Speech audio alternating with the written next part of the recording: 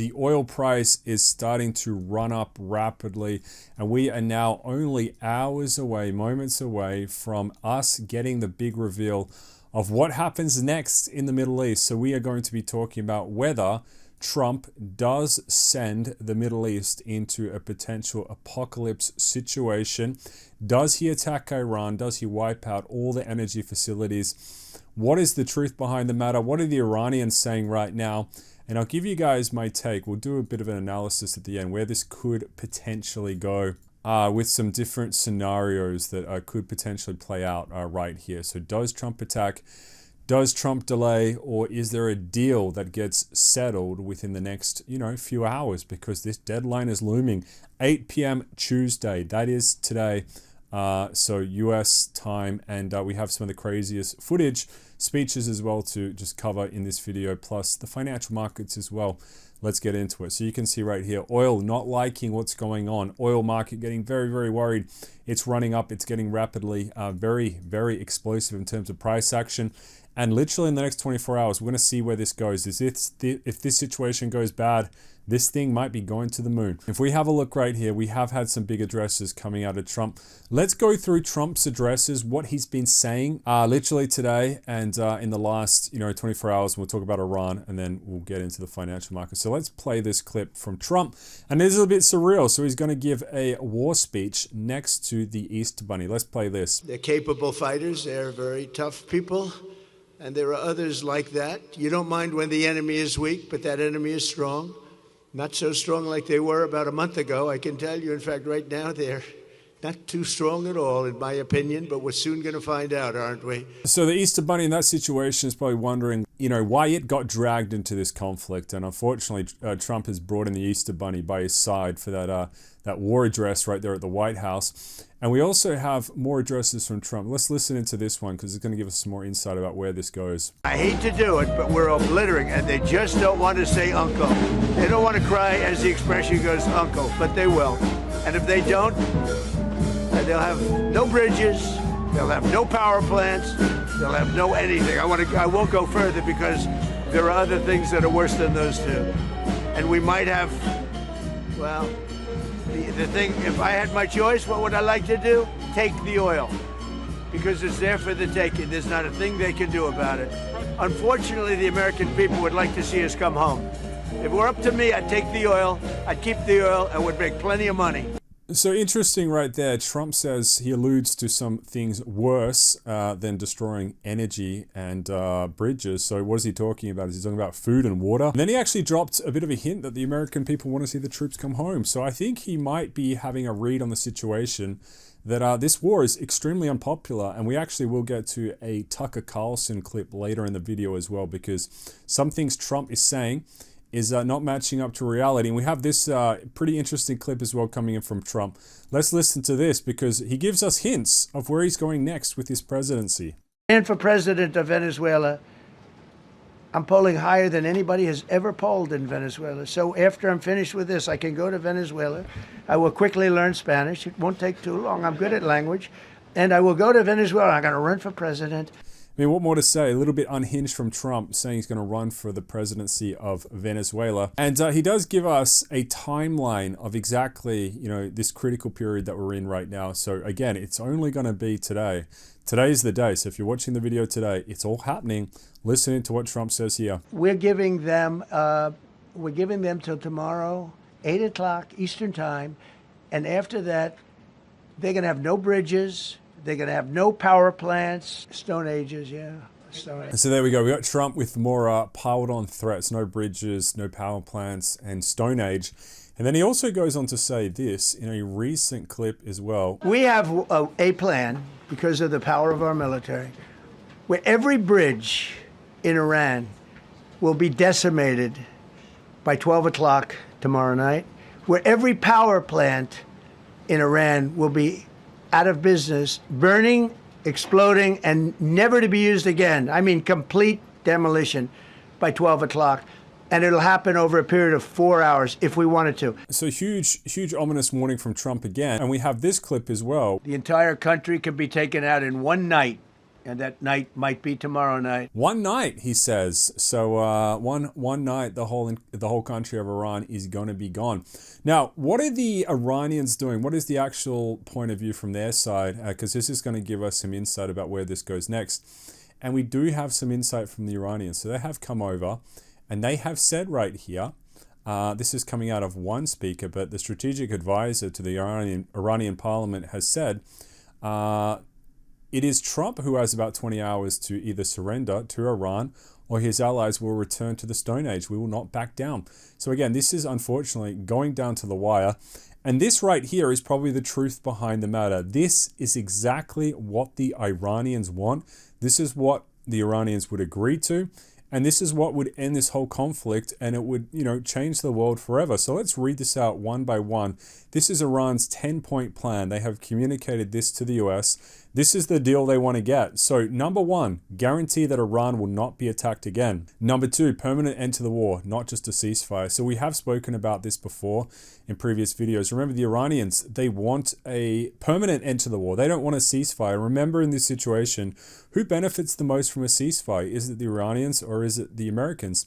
In this situation, it heavily benefits the Americans because we have seen those statistics and those sources that have showed us the interceptors are running low, missiles are running low, inventory is running low, and Iran has stuff built into mountains that they've been planning for 40 years. So if there was a ceasefire, this would just put the Iranians potentially at a losing position later down the track. So they're wanting a permanent end to the war. They want end to Israeli strikes in Lebanon as well. So there is an escalation between Israel and Lebanon at the moment, with Israel going north into southern Lebanon. They want to end that as well. They want to lift all US sanctions on Iran. So they want all the sanctions gone.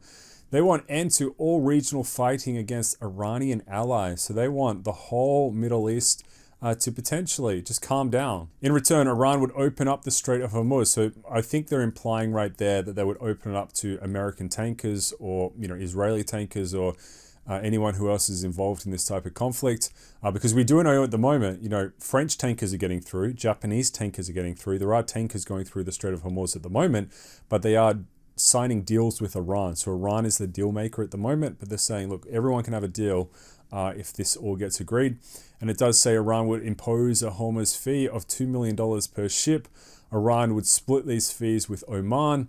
Number 9, Iran to provide rules for safe passage through Hormuz. And number 10, Iran to use Hormuz fees for reconstruction instead of reparations. So very interesting. So they probably understand that they probably wouldn't get reparations. So they have modified this one to use the fees to recoup reconstruction of the land. And this is the counter deal to President Trump's, whatever deal he had with Iran.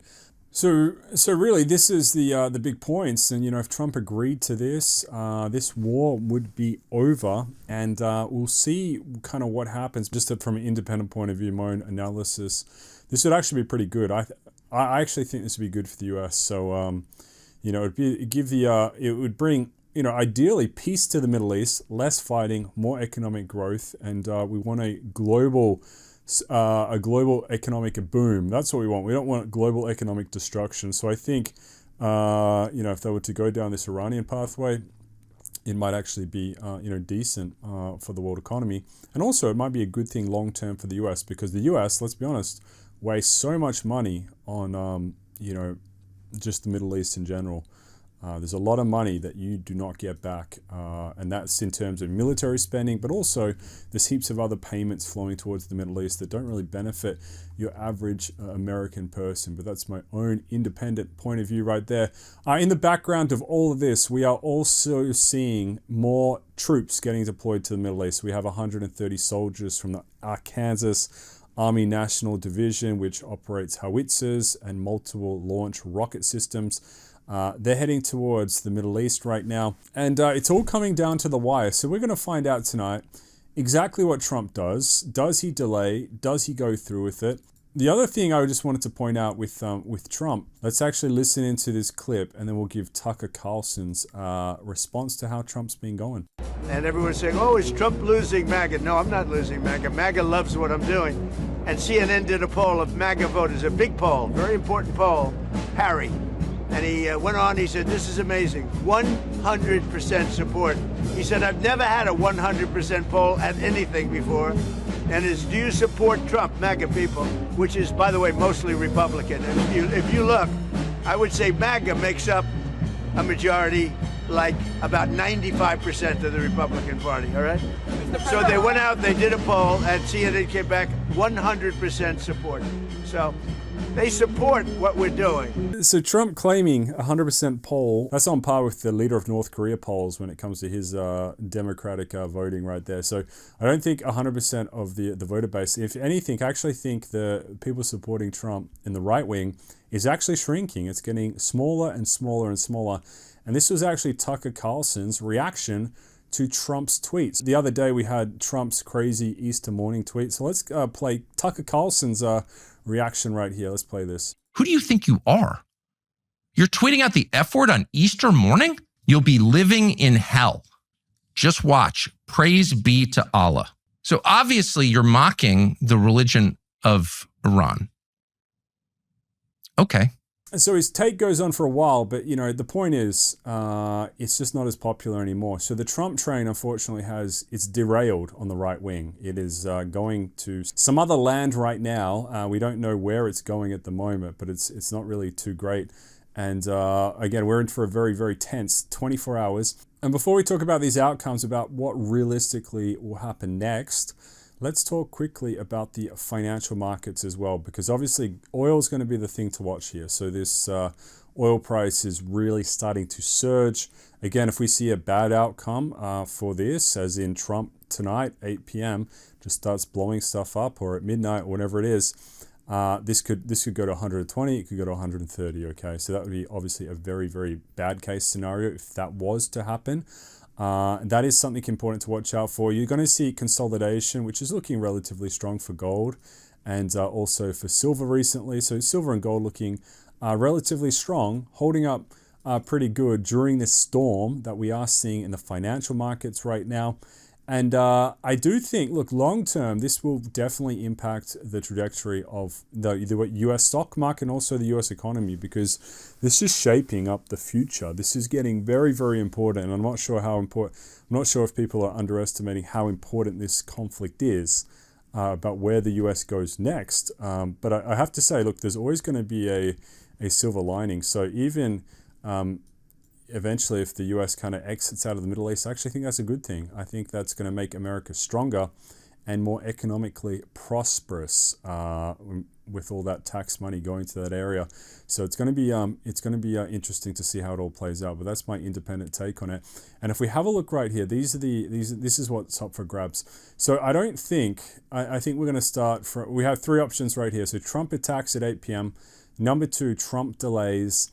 Number 3, Iran deal, and let's talk about the reaction from the stock market as well, the financial markets based off some of these too. So Iran deal, will this actually happen? Will they actually do the 10-point plan? I don't think Trump's going to agree to this. I don't think he will, even though I think it's probably in America's national interest to do a deal like this. Again, that's my point of view, but again, people feel free to disagree, but I just don't think he's going to do that. So I don't reckon they're going to reach a deal by today. I don't think that's going to happen. You know, we'll monitor the situation to see if that happens, and I think based off that, you know, it's going to be, you know, more of the same pretty much. So we haven't reached a deal with Iran right there. So number 3, I don't think is going to happen in this scenario.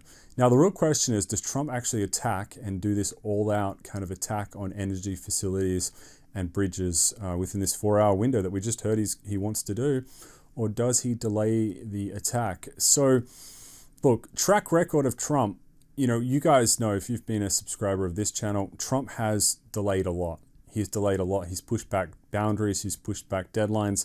And really, the question for Trump is, you know, does the attack is the blowback against the attack less detrimental than the attack itself? So remember, if he does attack, there will be a big retaliation from Iran into the Gulf countries, into Israel probably.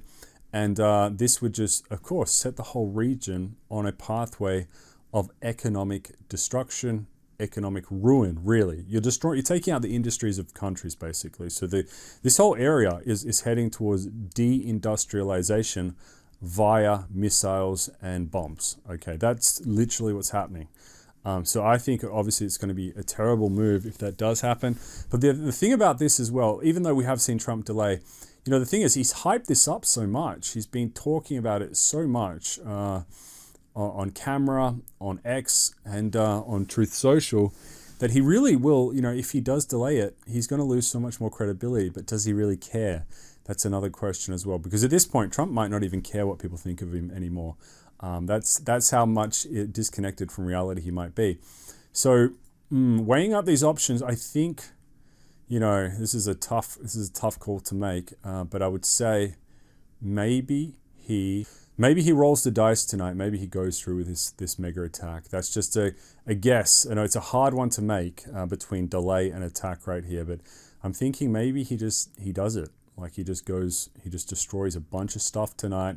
And then he just says it is what it is, and the Middle East goes down this pathway of deindustrialization. So we'll see whether that's true or not. Okay, whether that's true. So of course, if he doesn't attack at 8 p.m. tonight, he's probably going to do a delay, and it's going to be more of the same. So stalling out. And again, both these options are bad. This is bad for the world economy. We don't really want these options. We want a deal to get made. If you want growth in gold and silver and stocks, generally speaking, you want a deal to get made because you want to be pushing the world towards prosperous economic growth. That's where you want to be going, because at the moment we're going down the pathway of destruction.